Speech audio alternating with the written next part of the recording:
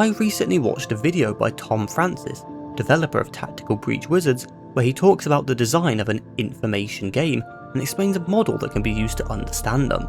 Information game is another name for the genre of puzzle games like Outer Wilds. It's a hard genre to cleanly pin down, they've been called Metroidvanias, knowledge games, and a whole host of other names. As plainly as possible, these are games where you must learn how things work without being told. Tom Francis describes these games as following a cycle of hypotheses, discoveries, and theories, so perhaps we can work out what makes a good hint by considering where they fit in on this loop. Hints come in when a player can't go from any of their theories to a hypothesis to test, when they think that they have all the information currently available and no idea what to do with it.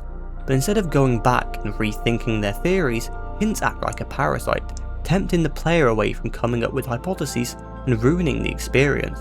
Quern doesn't use hints, but this feels fine because of how open the world is. You quickly learn that if you can't solve something, then you probably need to go elsewhere. Even in the cases where you are mistaken about being unable to progress in an area, this backtracking can lead you to pulling a different thread and returning later with a fresh view, ready to rethink your theories and what you previously assumed. This is similar to the Spire from Myst 4. This is one of my favourite levels from the Myst series, and the only good thing in an otherwise horrible Myst game. The Spire is a big tower full of caves and packed rooms, connected by elevators and twisting passages, and full to the brim with confusing machines, locks, and mysteries. Esoteric technology is everywhere that can clearly be used, but to what end? Notes and other clues are dotted all about, but are initially indecipherable. The Spire is, in my opinion, one of the hardest levels from the Myst series, but the fact that the whole place is so full of mystery means the player is constantly moving about, feel stuck, or go look somewhere else.